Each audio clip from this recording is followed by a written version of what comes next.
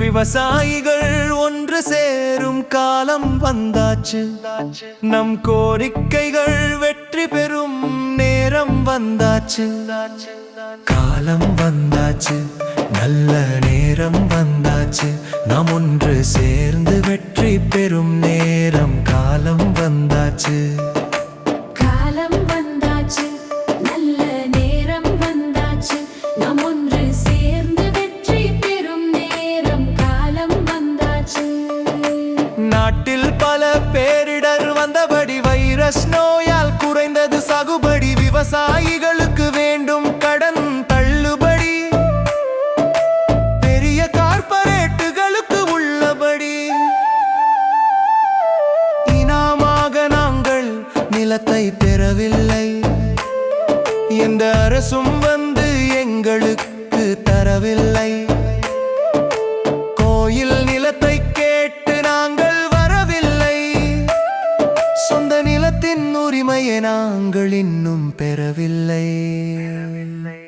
உழுதவர்க்கே இங்கு உரிமை வந்தது, தமிழக அரசும் சட்டம் தந்தது. அறநிலையத்துறையால் சூழ்ச்சி நடந்தது, போராட்டம் செய்தே எங்கள் நாட்கள் கடந்தது.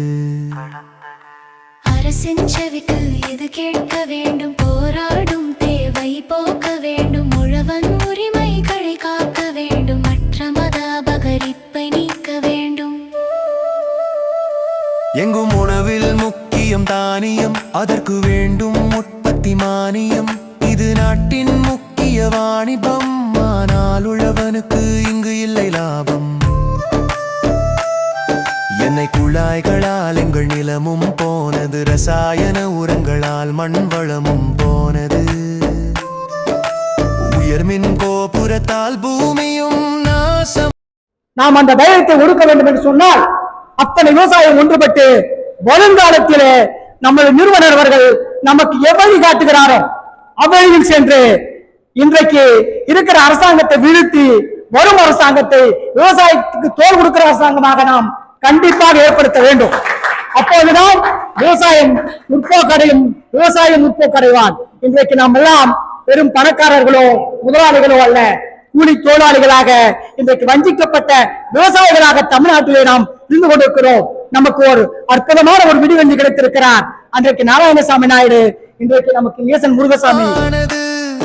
எங்கள் வாழ்வாதாரம் இங்கு மோசமானது. நெல், கிழங்கு, கரும்பு, மஞ்சள், மக்காச்சோளம் உற்பத்தி செய்திட உழைத்தோம் ஒவ்வொரு நாளும். விலை நிர்ணயம் செய்தால் தான் விவசாயம் வாழும், இல்லை என்றால் மண்ணோடு மண்ணாய் வீழும். வனவிலங்குகளால் பயிர் நாசமானது. குடிக்காட்டி நோட்டாவுக்கு ஓட்டு போடுங்க, தயவு செஞ்சு திமுகவுக்கு மட்டும் ஓட்டு போட்டாதீங்க அப்படிங்கிற நம்ம இந்த கோரிக்கையை விவசாயிகளிடத்துல கொண்டு சென்று அவர்களுக்கு விளக்கமாக எடுத்து சொல்லி பரப்புரையை மிக சிறப்பாக செஞ்சோம்னா தான் திமுகவை தோற்கடிக்க முடியும். வெறும் தீர்மானத்தை மட்டும் போட்டுக்கொண்டு இருப்பதாக இந்த நோட்டீஸ் போட்டிருக்கிறதா, இங்க கூட்டம் நடத்துவதெல்லாம் ஒரு மாற்றம் வந்து விடாது. மாற்றம் வர வேண்டும் என்றால் நாம் செயல்பட வேண்டும். ஏன் செயல்படணும்? எதற்காக செயல்படணும்? ஏன் திமுக வேண்டாம்னு சொல்றோம்? திமுக நம்மளுக்கு என்ன வாய்க்க தகராறா, வரப்பு தகராறா, இல்ல நாம ஆட்சி அதிகாரத்துக்கு ஆசைப்பட்டோமா, இல்ல ஊழல் பங்குக்கு ஆசைப்பட்டோமா? ஒண்ணும் கிடையாது. நீ எக்கேடு கட்டு இருந்துட்டு போ, எப்படி வேணா இருந்துட்டு போ. விவசாயம் நாங்க 1000 கோரிக்கை கேட்கிறோம், அதை வேண்டாம், நீ சொன்னதை செஞ்சியானதை நம்ம கேட்கிறோம். நீ சொன்னதை செஞ்சியானதை நம்மளோட ஒரே ஒரு கேள்வி.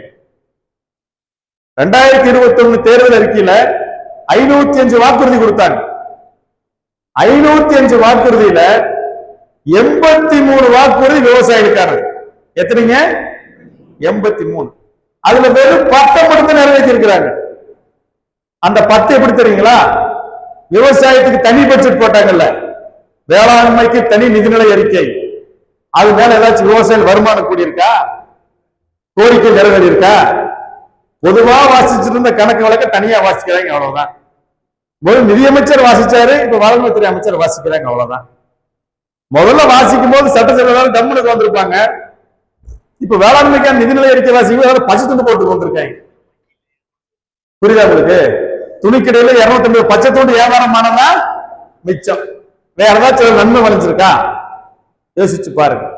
அப்போ 505 வாக்குறுதிகளை தமிழ்நாட்டு மக்களை கொடுத்து விட்டு சொன்னதையும் செய்வோம் சொல்லாதையும் செய்வோம் சொல்லிட்டு 83 வாக்குறுதிகள் விவசாயிகளுக்கானதை கொடுத்துட்டு 73 வாக்குறுதிகள் நிறைவேற்றாத ஒரு அரசாகத்தான் ஒரு கட்சியாகத்தான் இந்த திமுக இருந்திருக்கிறது. நம்ம கேட்டோம் 83 சொன்னீங்களே எதாவது நிறைவேற்றினீங்க அப்ப ஒரு வெள்ளை அறிக்கை கொடுங்கன்னு கேட்டோம். கொடுத்தாங்களா? எத்தனை பேர் கடந்த 5 வருஷத்துல தமிழ்நாடு அரசோட மானிய திட்டங்கள் இதுவரைக்கும் ஏதாச்சும் ஒரு மானியத்தை வாங்கியிருக்குன்னு சொல்றோம்? கை தூக்கு. பொய் சொல்லக்கூடாது. நிஜமா இல்லையா? நிஜமா? 61 லட்சம் விவசாயிகளுக்கு 50 வகையான மானிய திட்டங்களில உங்களுக்கெல்லாம் நீங்கள் பயனாளியாக இருக்கிறீர்கள், பயன் பெற்றிருக்கிறீர்கள், பொருளை கொடுத்திருக்கிறோம், மானிய திட்டத்தை கொண்டு சேர்த்திருக்கோம் சொல்லி அரசாங்கம் சொல்லுது. அதை திமுக 2026 சட்டமன்ற தேர்தல் அறிக்கையில ஒரு சாதனையாக சொல்கிறது. ஆனா நீங்க யாருமே வரலைங்கிறீங்க. ஒவ்வொரு மாவட்டத்திலையும் இந்த கேள்வி கேட்டதா இருக்கிறேன். ஒவ்வொரு மாவட்டத்திலையும் ஏதாவது ஒரு விவசாயம் 2 விவசாயம் தான் கை தூக்குறாங்க. மீதி 99% எங்களுக்கு எதுவுமே வரலையே அப்படிங்கிறாங்க. எது 1000 கோடி 500 கோடி ஒதுக்குனாங்களா? 5000 கோடி 10,000 கோடி ஒதுக்குனாங்களா? ஒதுக்கிய தொகை எவ்வளவு தெரியுங்களா? 1,94,000 கோடி. எவ்வளவுங்க? 1,94,000 கோடிய இருங்க 1,94,000 கோடிய கடந்த 5 வருஷத்துல விவசாயிகளுக்கு ஒதுக்குறது அரசாங்கம் சொல்லுது. நான் சொல்ற புரியுது உங்களுக்கு? 1000 கோடி 2000 கோடி இல்ல, 5000 10,000 கோடி இல்ல, 50,000 கோடியை தாண்டி 1 லட்சம் கோடியை தாண்டி 2 லட்சம் கோடிக்கு வெறும் 6,000 கோடி தான் பத்தல. எவ்வளவு பத்தல? 1,94,000 கோடி. 2G கேஸ் சொன்னாங்களே 1,75,000 கோடி. அதை விட 19,000 கோடி அதிகம். ஆக 5 ஆண்டுகள்ல 1,94,000 கோடி. அதுல 1.5 லட்சம் கோடி 50 வகையான மானிய திட்டங்களுக்கு ஒதுக்கப்பட்டது. 1.5 லட்சம் கோடி 50 வகையான மானிய திட்டங்களுக்கு ஒதுக்கப்பட்டது. ஒதுக்கி விவசாயிகள் வந்து சேர்ந்துதானா? யார கேட்டாலும் கை தூக்குறது 1-2 பேர் தான். 100 பேர் இருந்தா ஒருத்தர் 2 பேர் தான் கை தூக்குறீங்க. எங்க போச்சு அந்த 1.5 லட்சம் கோடி? எந்த விவசாயி கொடுத்தீங்க? எந்த மாவட்டத்துல கொடுத்தீங்க? எத்தனை பேருக்கு யூனியன் வாரியா கொடுத்தீங்க? எந்தெந்த திட்டத்துல கொடுத்தீங்கன்னு சொல்லி தகவல் அறிமுறை சட்டத்துல கேட்டோம், பதில் வரல. அறிக்கை கொடுத்து நீங்க மாவட்ட வாரியா பட்டியல் வெளியிடுங்கன்னு கேட்டா பட்டியல் வரல. யோசிச்சு பாருங்க. இன்னும் போய் அரசாங்கத்தை நிதி ஒதுக்க சொல்றோம், இந்த திட்டத்தை கொடு அந்த திட்டத்தை கொடு, இப்படி பண்ணு அப்படி பண்ணு சொல்றோம்ல. முதல்ல ஒதுக்குறதாக வந்து சேர்ந்துதான். வந்துட்டு இருக்கிறதே சரியாக வராத போது இனி ஏதாச்சும் புதுசா வருமா? ஒதுக்குனா வந்து சேருமா?